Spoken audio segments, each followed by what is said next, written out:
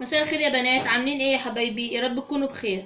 النهارده ان شاء الله جايبه معاكم كده فرختين زي ما انتم شايفين كده. غسلتهم كويس جدا بالميه والملح والدقيق، ونقعتهم كمان في ميه عليها خل وليمون. شايفين كده الفراخ اهي ما شاء الله نضيفه جدا. تعالوا بقى نشوف مع بعض لما نقطعهم هنطلع منهم كام وجبه ان شاء الله باذن الله تفيدنا ونمشي بيها الاسبوع بتاعنا. يلا نبدا الفيديو ونسمي بسم الله.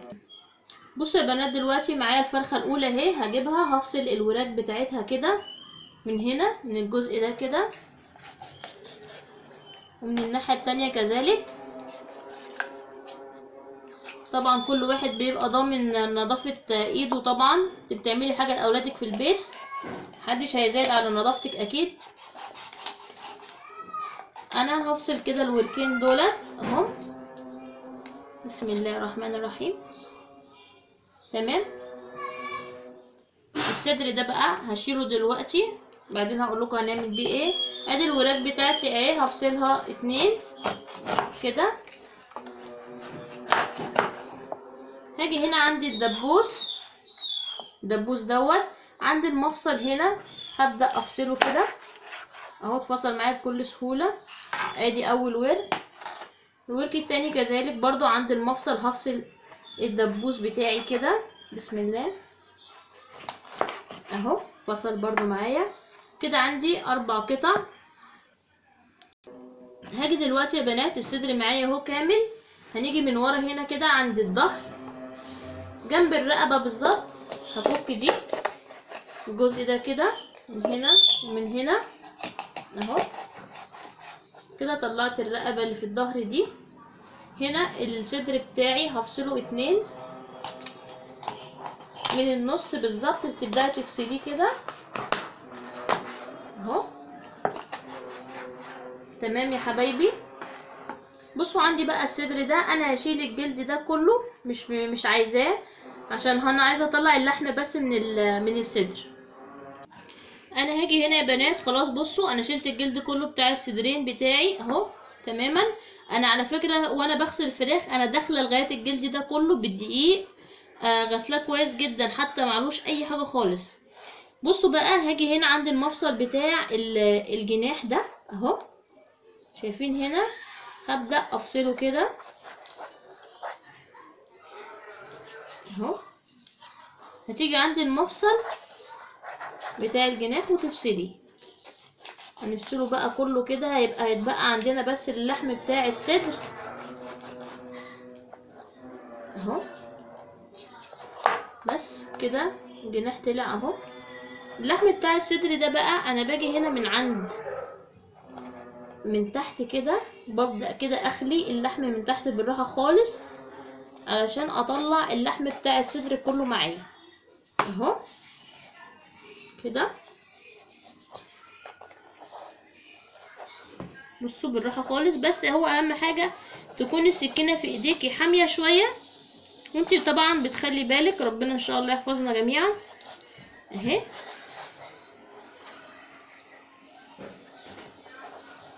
اللحم كله بيدخلي معايا اهو من عند العظم.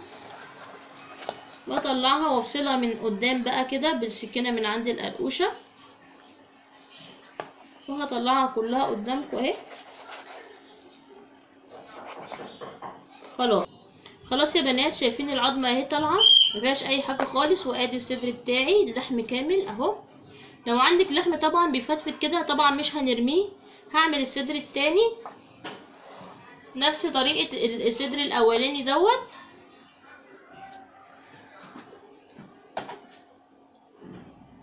كده.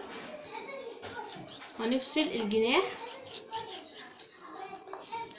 بصوا يا بنات ده الصدر التاني اهو. انا كده يعتبر خلصته. في عظمه هتقابلك هنا عند المفصل بتاع الجناح كده، بتطلعيها برضو بالسكينه كده اهو.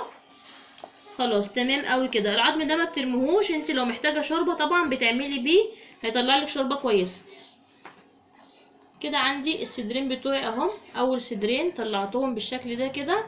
هنطلع منهم بانيه. ادي يا بنات اول صدر هنا. بصوا انا قلت لكم لازم السكينه تكون حاميه معاكي شويه. هاجي هنا بقى بايديا كده عليها من فوق والسكينه معايا اهي. هنبدا كده بسم الله الرحمن الرحيم نعمل اول قطعة من البانيه كده اهي، ايديكي ضغط عليها من فوق عشان تعرفي تقطعيها اهي. ادي اول قطعة. القطعة التانية، اهي بقطعها اهي كده اهي. بتكملي بقى كده نفس الطريقة دي كده. اول حاجة طلعناها من الصدر بانيه، شايفين اهو. الصدر التاني، انت بتعملي بانيه على حسب عدد اسرتك انت، يعني بتطلعي الشرايح على حسب عددكم انتوا. احنا بنعمل هنا وجبة لأسرة متوسطة، ممكن تكون مكونة من 4 افراد. كده البانيه بتاعنا خلص. الصدر التاني دوت بقى هنعمل منه شاورما. ممكن تعملي بيها صينية نجريسكو، تعملي بيها كريب، اللي يعجبك واللي يريحك. نقطعها كده، طبعا بنقطعها بالطول كده اهو شرايح. هقطعها بقى انا وارجع لكم تاني. دي يا بنات الفرخه التانية اهي. انا هقطعها بقى زي ما قلتلكوا الاولانيه، هفصل الصدر وهفصل الوراك، وهرجع ان شاء الله نشوف الاكل بتاعنا بقى كله اللي طلع كام وجبه هنعملها مع بعض بعد ما اقطع الفرخه دي ان شاء الله. وادي يا حبايبي الفرختين بتوعي قطعتهم اهم قدامكم زي ما انتم شايفين كده. احنا عاملين الفيديو دوت للاسره اللي عددها 4 افراد. دول عباره عن 6 وجبات. قطع سليمه اهي 4 قطع. وده الفيليه اللي احنا عملناه، وديت الجوانح بتاعتنا برضو تمشي يوم معاكي برضو. ودوت عملناه شيش طاووق زي ما انتم شايفين كده. و4 قطع تاني سلام اهم، ممكن تعمليهم اخر الاسبوع.